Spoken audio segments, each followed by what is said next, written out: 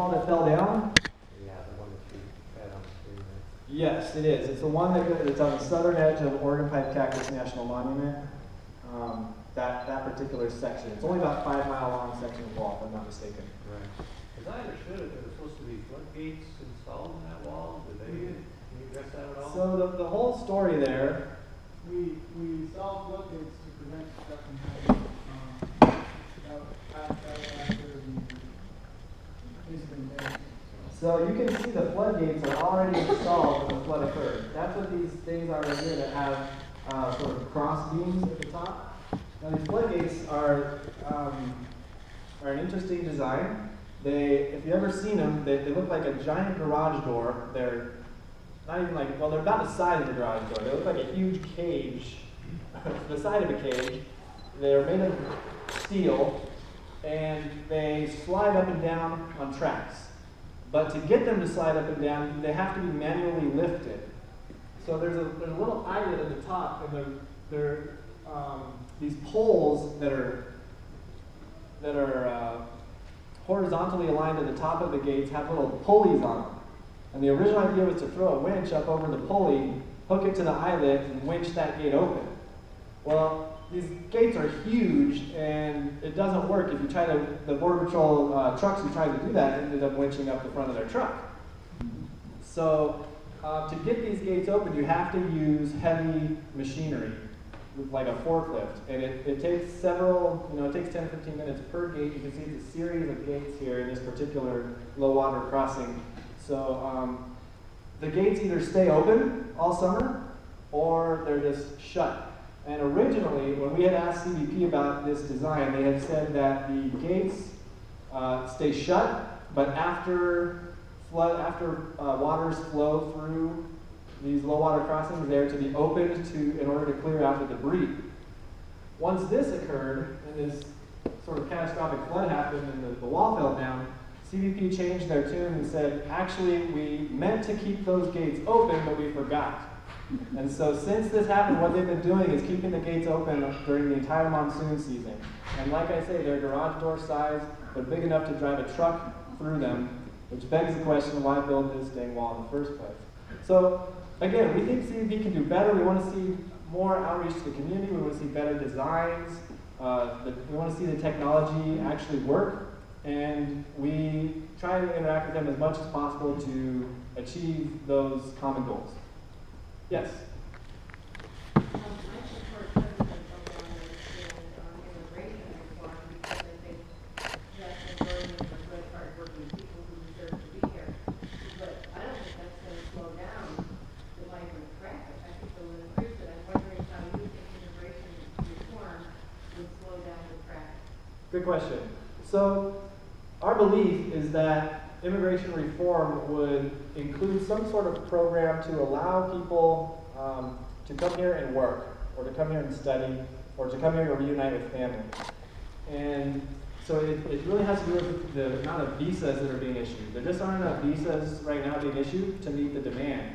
And so an increase in the issuing of those types of visas to make it more realistic would allow people to come through the official ports of entry, allow them to be, checked up. You can check to see who they are, make sure they're not a criminal element, make sure they have their rights while they're here in this country.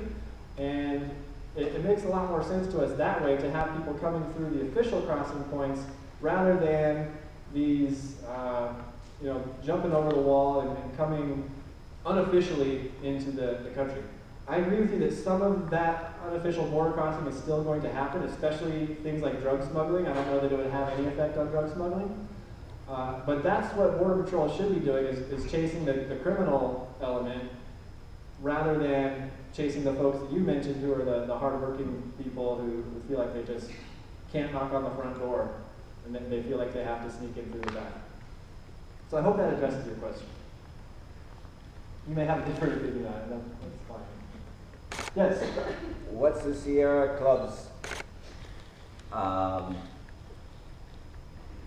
idea of the solution, I should say, of the no wall situation that you're talking about? Great, so we don't necessarily want to take down all of the walls. we want to take a few steps back and have a scientific process that explores what sort of border security apparatus or equipment or manpower do we need in which places, and what are the best ways to go about attaining the goals that we have. And so the first thing we want to do is see some scientific studies that look at monitoring what is happening on the border, where the problem spots are, where we're having flooding and other hydrological issues, where the wildlife is being impacted and to what degree, and then come up with solutions from there. So we think that would be a good first step, is to have some science to back up whatever decisions we happen to make. Because if we wall off the whole border, there could be horrible consequences, and if we knock down all the walls and cameras and everything, there could be horrible consequences. We just don't know. We want to have the good scientific evidence to back up those kinds of decisions. And right now, we just don't have it.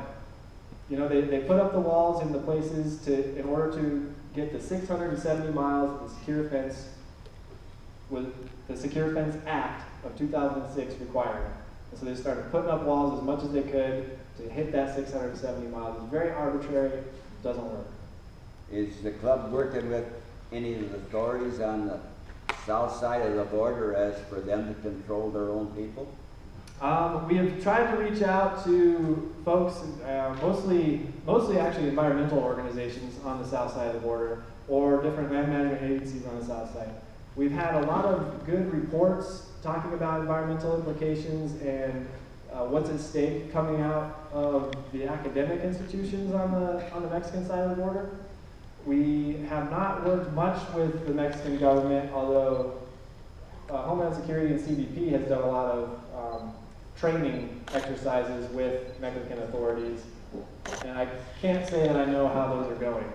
I don't know what the results have been. So we've mostly just tried to network in terms of the environmental resources and how best to protect them with folks on the south side of the border. So the example here in the West Desert would be the management of the Pinacate Reserve. Thank you. Thank you. Yes, in the back. Sure. Dan, it's really good to hear your talk. The question that has been asked again and again here for years, you know, as this has been going on, is this. It's simplistic. But, you know, we have this road along most of the border where these, you know, the stretches where the fences are. And the only areas where we don't have that are the mountainous areas where crossing is difficult. And we look at all these thousands of miles of road incursions and destruction of the desert. And we see our Border Patrol agents 80 miles north of the border, or 60 or 40 miles north, at checkpoints and so forth. And many of us, and we ask it really on any occasion we can, ask the Border Patrol to comment on it, but many of us think that if the Border Patrol were simply on the border, then the crossing would be stopped at the border. We have more and more agents in the area, we have more and more technology, and the fence, and yet, you know, the forward bases are built, you know, way into the wilderness, so that, you know, to catch people up there, they already have to do more incursions and so forth. So, you know, I know you and many others will be discussing this week after next at the Symposium, and I hope people will come there. But I wonder, you know, if you could just comment on that simple question: what would the difference be if the Border Patrol volunteered? Well, thank you for mentioning the Sonora Desert Symposium. I forgot to mention that it's such an amazing event, and I'm very excited to be there participating again this year. So I invite you all to come and just learn and talk to the different people. And in response to your comments about deterrence at the border, we feel that that would be a more successful strategy. You know, unfortunately, the Border Patrol now does not have a strategy of deterrence. They're not trying to deter people from crossing the border, they're trying to catch people who have crossed the border already.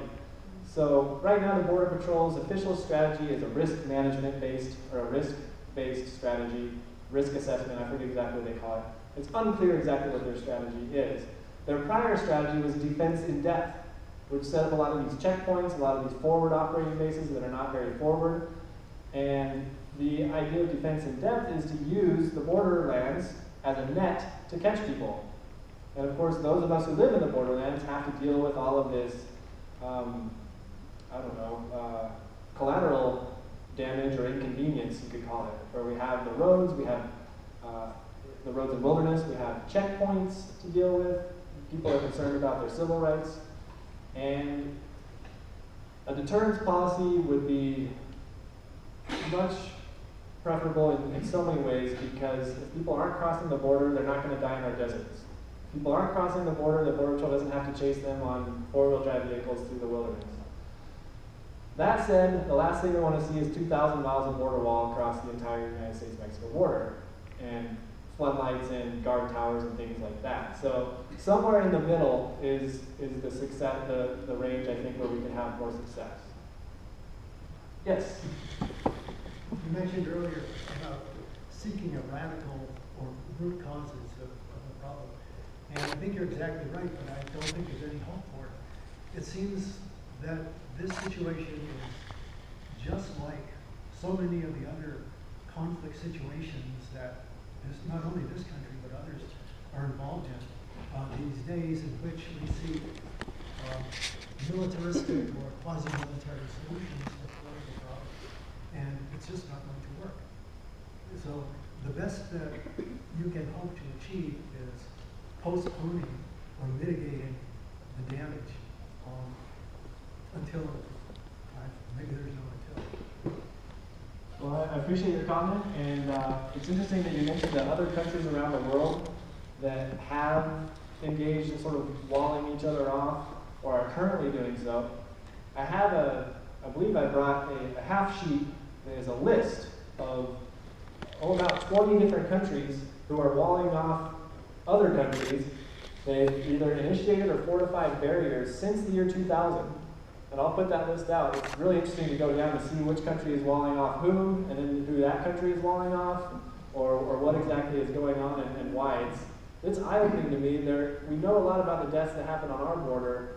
I read a book that this list comes from called Border Walls, and learned about the India-Bangladesh border, where people are literally shot on a daily basis by border guards there. And it's pretty disturbing to see things happening like this on a global scale. So I'll get that half sheet out, and people can come check out our table and have a look at it. Yes, in the back. Just like to sort of point out a slide you had earlier that to me said a lot. That was that sort of helping I think you call it descending countries, those countries in which people are coming from. I mean, the reality is, we live at the edge of a frontier. We are a relatively rich country. I know there's neighbors now that might fool you, but we are against the frontier of a relatively poor country, and obviously that sets up this potential situation in which the poor of the poor country look to probably what they see on their TV of the rich country, and the disparity almost begs to you make an effort, right, to be a participant. So it seems to me, and this is a comment, not a question really, but it seems to me that our giving attention to that probably has as much potential as almost anything you might do on the border itself, because so many illegal immigrants have said all we really wanted to do was to get there long enough to make enough money to build the addition, that one more room we need for our 4 kids. It's just an economic issue. Thanks. And I just want to mention, it's interesting that you use the word frontier, because how do you say border in Spanish? Frontera. And historically, I think that's a more accurate term that reflects the borderlands, is a frontier or a transition zone that is sort of blurry, rather than the border line or a neat picture frame that clearly defines two separate bodies, because I think that attempt to impose that clear border line is what is causing a lot of these problems that we're talking about today. Yes. Has the Sierra Club done any studies or is pursuing anything as far as America honoring the treaties that we have with Mexico to give them the water that they're supposed to be getting? Or, you know, for our own selfish interest, what's happening to the Colorado River that's not a river by the time it gets to Blythe or who knows how far north,